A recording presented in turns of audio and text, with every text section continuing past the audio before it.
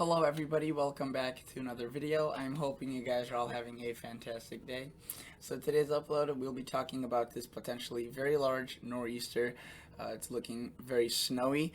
There could be some very strong winds associated with it. Despite, or wherever the rain snow lines occurs, there still will be very strong winds. And coastal flooding, definitely an issue, as well as this again will be a windstorm. So even some storm surge. So a lot of stuff to get into. The details, I mean, relatively in line, but a small difference could mean a huge impact change. So it's usually the case with nor'easters. I mean, this isn't anything unusual. I wouldn't say that confidence is really low or high. It's about medium, especially since it's a bit away still, a couple days out. But we'll be talking about that. If you guys are new to this channel, hello and welcome. I am a weather enthusiast, a hobbyist. I love talking about the weather, and people like watching. I like talking, so it's a win-win. If you guys like this, consider watching my other videos. See if this channel is for you. Consider subscribing, and if you are a returning viewer, liking the video would be awesome. Otherwise, let's jump into this. Enough being said, let's get right into the weather modeling. So let's make this a bit bigger, as I want for you guys to get the biggest screen possible. So let's start off by looking at the GFS. To be honest with you, the GFS has done probably the worst job, and really that isn't much of a surprise to the people that don't like the GFS. But it has done with this storm a bit worse than it probably has done with others in a prior. So it's been jumping around the most. Let's put this into motion. Also, by the way, there was very heavy snow across Oklahoma and Kansas. If you recall, I made a video about this a couple days ago, even yesterday I talked about that, and you remember that I said that, this will probably be overachieving, and the National Weather Service said that themselves, with some 15-inch amounts not out of the question. And if you're to look at the total snowfall accumulations for those locations, I mean, look at that. The highest amount is right at 15 inches, right where it was, the 10 to 15 range across some locations. And you can see they pretty much nailed that.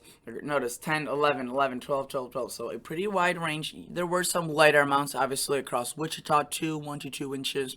Oklahoma City did not get anything. Amarillo, Texas, again, 1 to 2 inches, depending on exactly where. And if you were to look at the Oklahoma Panhandle, generally 4 to 5 inches. But overall, this storm had a lot of potential, a lot of power, and it still does, as this piece that dropped the snow here is now across the south.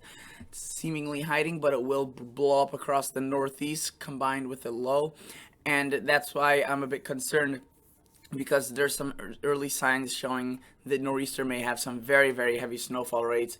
And even, even if it's forecasted to be lighter, or a different track change, if this changes by a few tens of miles within an hour of occurring, it could impact large cities with 10 inches versus no inches. I mean, that's kind of the gradient at what we're looking at, and that's unfortunately often the case with storms. So, okay, the highest amount again was 15. Right around here, Woodward got around 6 inches. Roston, you can see 13 Gate. So this thing was small across these locations in terms of it was small in terms of the real estate that it covered. It was not small for these locations. It was a pretty big event. However, let's take a look at the GFS and what it shows for the Northeast. So this is the 18Z model run. It is the newest one out of the GFS. Just a few hours old, if not even an hour and a half about. That's how old it is. Okay, so notice that right now, really nothing going on, and we have a bit of a cold pocket aloft, and this is pretty much going to help the system develop. You can see this is kind of a remaining cold front, a shot of that precipitation. Really no snow associated with that, a bit of rain. And as we push this forward, notice what the models do. This thing quickly, what it does actually is it wraps that little pocket of cold air, kind of taps into that cooler air from the north, the main source, the bigger source, and it really starts intensifying. It goes from, not really a low pressure at all to, okay, a moderate low pressure, and then it quickly, obviously, skyrockets. So for the mid-Atlantic area and portions of the coastal Northeast, New Jersey, New York City, it doesn't look to be a snow event. Again, now if this were wintertime, well, it is wintertime, right? But if it was colder, there was more cold air plenty available, the track of the storm would set up a lot of snow for the Northeast, and including New York City, Long Island, because notice, while it is pretty close, it's far enough where this could definitely be falling as snow. That's kind of like that perfect distance, maybe a bit too close, but the lack of cold air only allows, according to the GFS, for this system to translate that snow across Vermont, New Hampshire, into portions of Massachusetts and Maine. And I mean, you can see these winds are very strong. 981 millibars of low pressure. Regardless of it's rain or snow, it will be windy, and obviously where the snow occurs. I wouldn't be surprised if they issue blizzard warnings because of that wind. Again, as of now, they're still not confident about the track, let alone, if it's going to be a blizzard versus a winter storm. That's kind of a more minor detail. This should be taken seriously regardless. And notice that the GFS just puts it right in that mitten of Maine, that kind of Gulf of Maine. 979 millibars of low pressure, very strong winds, heavy snow, heavy rain, and lots of coastal flooding. And this thing kind of stalls out, which typically nor'easters do to a certain extent. And it weakens, thankfully, it doesn't grow stronger, but in result of that, it leaves behind quite a bit of snow. And if we were to take a look at this, look at those amounts right there.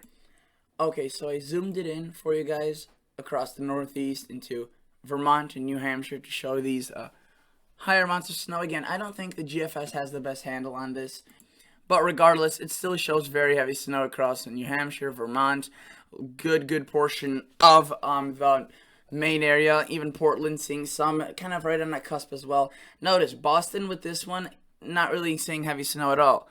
More in that 1 to 3 inch range. Now, New York, not really seeing anything. Connecticut, Rhode Island might see a bit, and you can see even some 5-inch amounts. We'll have to see about that again. This system is going to be a bit chaotic, to say the least, to forecast. And if you were to take a look at some of the other models, which we will right now, let's go back to rain/frozen. And this better be MSLMP because that's the one I like the most. Okay, let's go switch to the Canadian model, as that is probably the, I think the Canadian has done a very good job with this system. It's been more consistent. It was the first one to kind of show this system.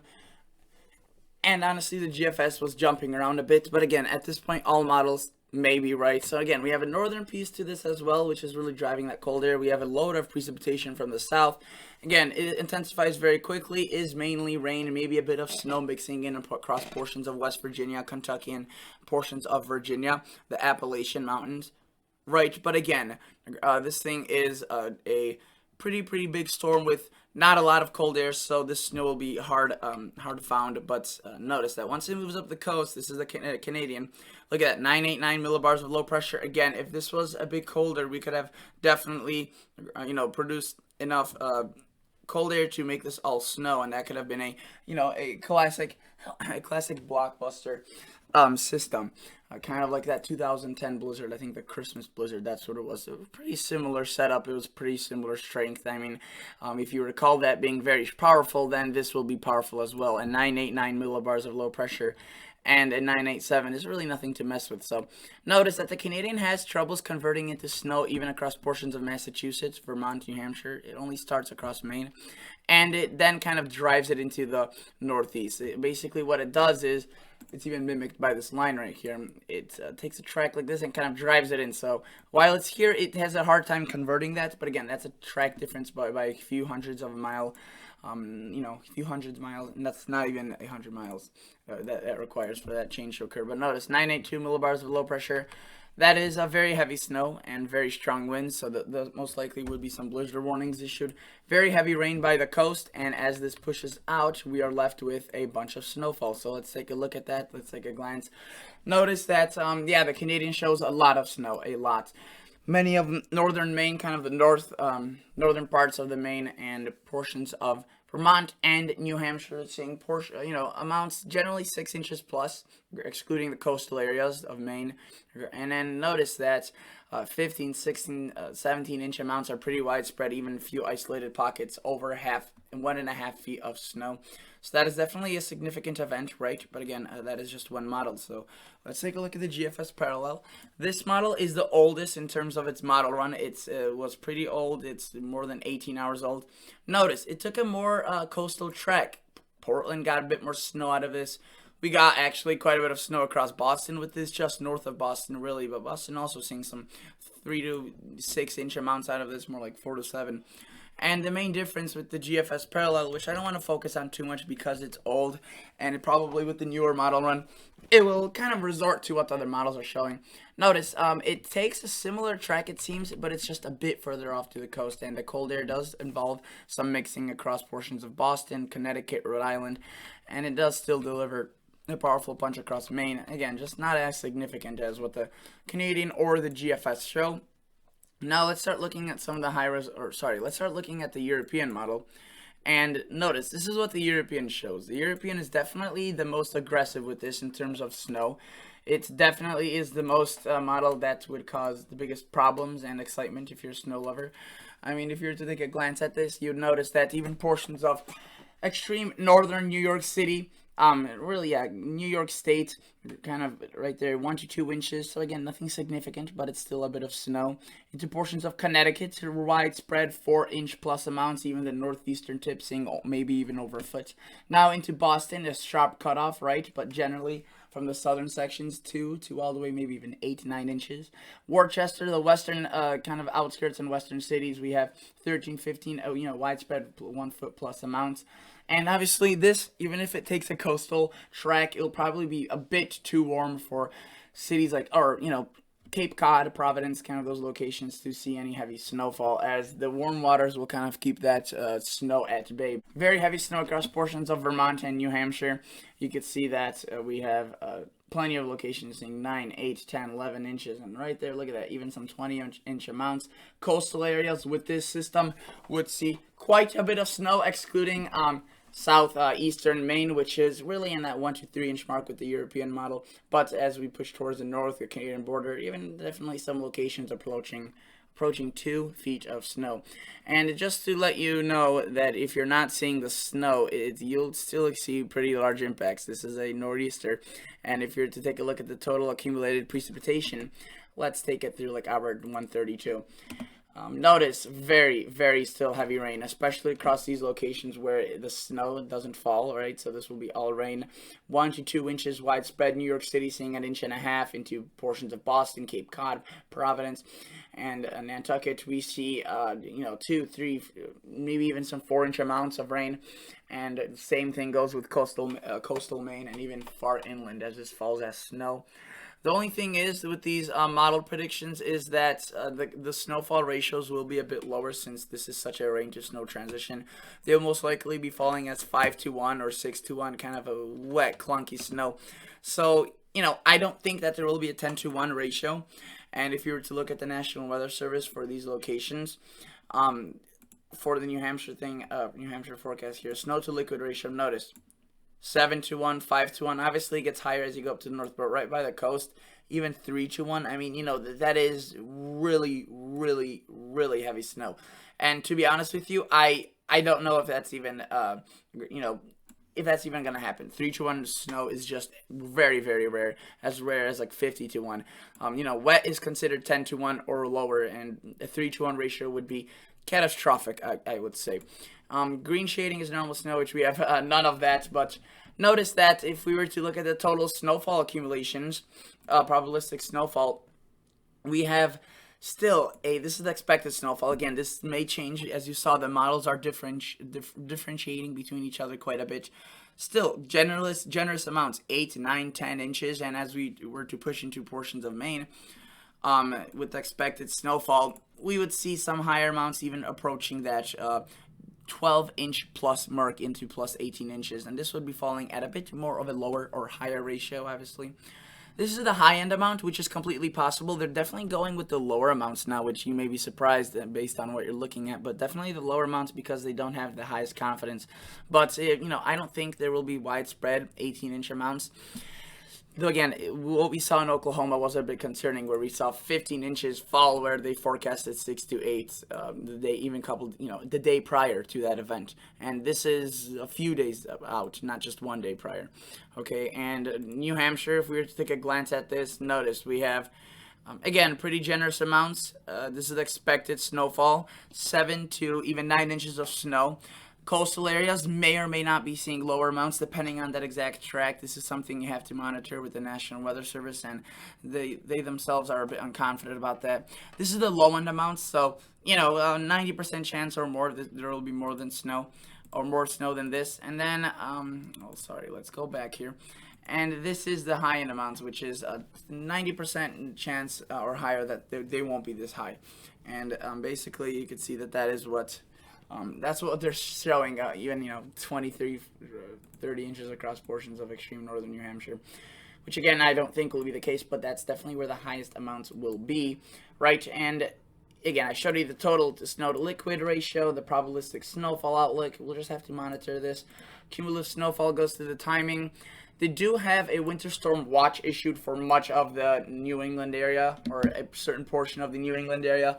Again, right stopping outside of Boston, the suburbs. Boston city is not in it. But let's just look at Concord and see how much snow they're forecasting and when this will occur. So again, this is not today or tomorrow. This is into Saturday. And this really, picks up Saturday night where 3 to 5, 1 to 3. Again, if this overperforms, it could be more of a heavier snow event. This is the winter storm watch. Notice a major storm system will track northeastward out of the Tennessee Valley on Friday before moving into the Gulf of Maine. Significant snow accumulation is possible in the watch area. There's potential for locally heavy snowfall rates for a few hours overnight, which could make travel very difficult. And what they're saying locally heavy is usually an inch or two per hour. Notice this will be very wet snow. It could result in tree damage, even if they don't have leaves, which they don't. They could take them down. Power outages, and the winds will be just gusty, and I'm not sure if they will issue a winter storm or blizzard warning, but gusty northwesterly winds will be possible on Saturday afternoon and evening, especially along the coast. And there's still uncertainty in the track of the storm if it moves further east.